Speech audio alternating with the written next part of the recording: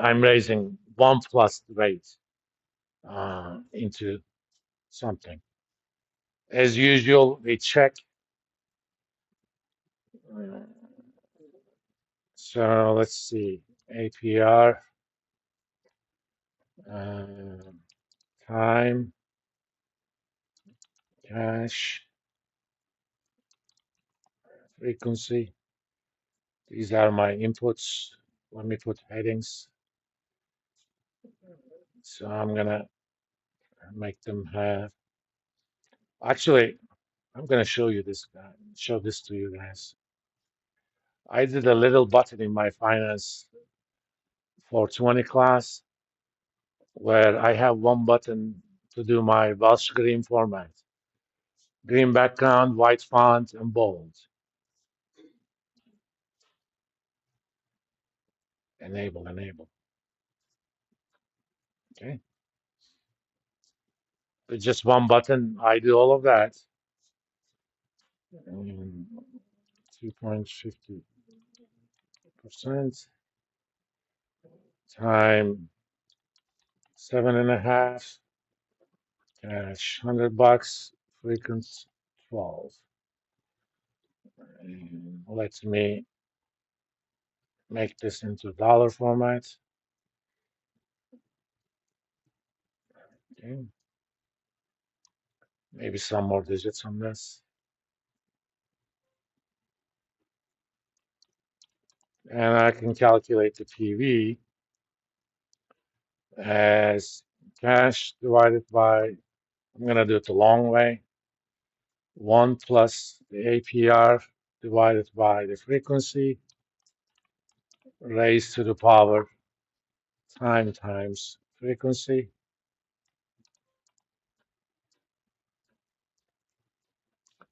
While I'm here, let me add the Welsh Red format here. If there are things that you do all the time and it requires more than just one mouse click, even if you don't know how to code it, you can ask Excel to record the macro for you. So here's what I'm going to do. Under developer tab, I'm going to say record macro. Okay. I'm going to call this Welsh Crimson, this workbook. I can even give that a shortcut, Shift, let's see, J,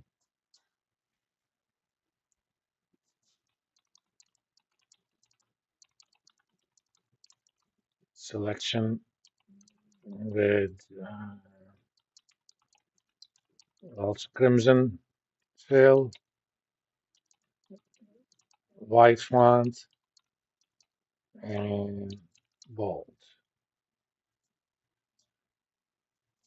Okay, that's my selection. I'm gonna go do my things.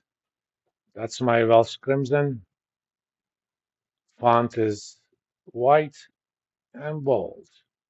Hell, let's also underline it, just for the hell of it. All right.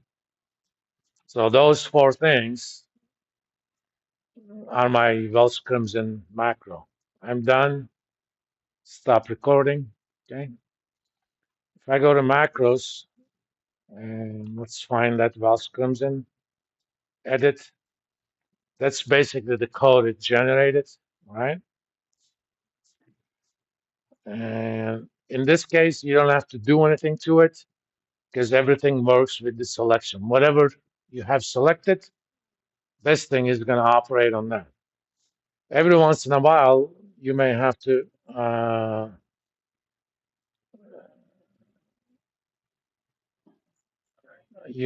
do something to it.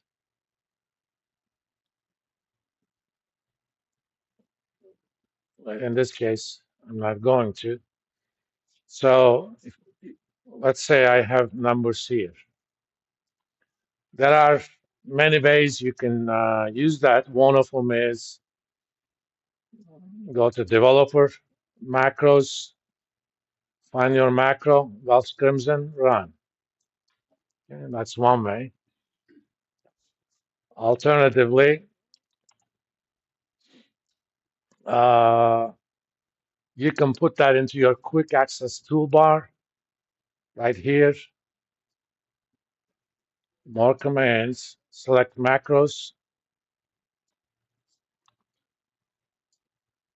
and say add. And I'm going to modify that and give that an icon. How about this? Okay. Now, whenever I need it, I don't know why I didn't get the color from that. Or let's create a tab for you guys. You add a new tab or use an existing custom tab. In this case, I'm going to add a new one. Click on any of the ribbon items, right click, customize the ribbon. I'm going to add a new tab, and I'm going to call this new tab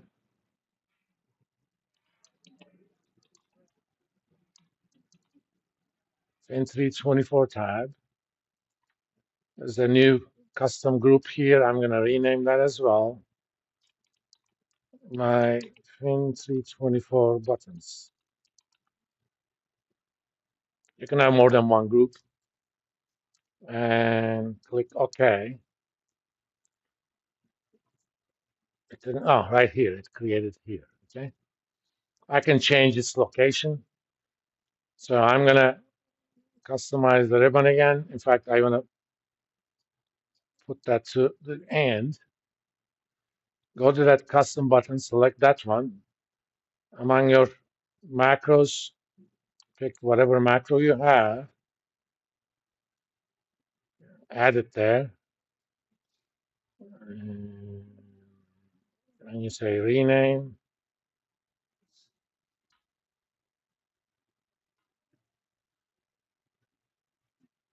Okay, let's do 25 here. Under my Fin 324 tab, boom, I have a button. Okay. So anytime there are stuff that you do all the time, record the macro. Every once in a while, you may have to do some modification, but it's there for you. Now, whenever I want to do an input format or output format, I don't have to worry about it. In fact, I'm going to put my green over here as well.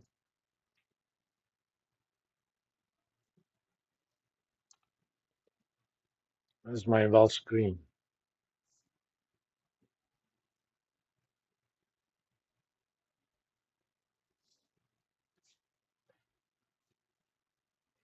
Did I not save that one? Oh, right here.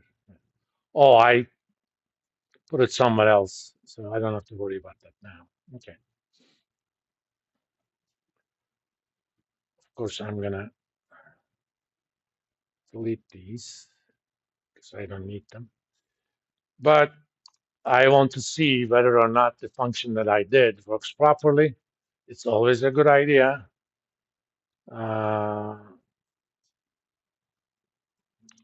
Let me see. Let me have the formula bar. Hit the FX button. Go to user defined. Find your function. PV1. There are the arguments. iCache, iRate, iFreak, iTime. All they happen to be exactly the same. Okay. And if I want to make that into Welsh Crimson, I'm done. All right. Now, that was just a simple case. Now we're going to worry about calculating the present value of a growing annuity. So let's go to our Visual Basic.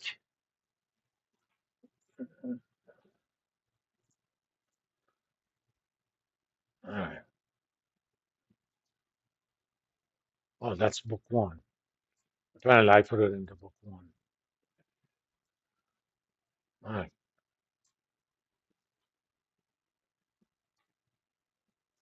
Okay.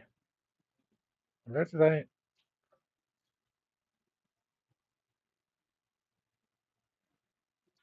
where did I put my PV1?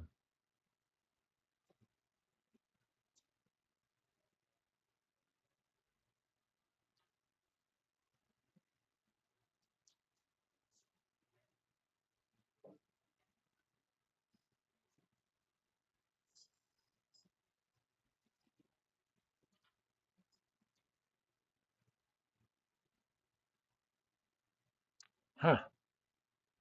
Oh, growing annuity. Okay. I remember now. Because I'm gonna give this to you separately. That's why I want to separate that one. Otherwise, it doesn't matter where you write the code. Let's call this PV uh, grow annuity. You can call it anything you want. All the arguments I cache as double.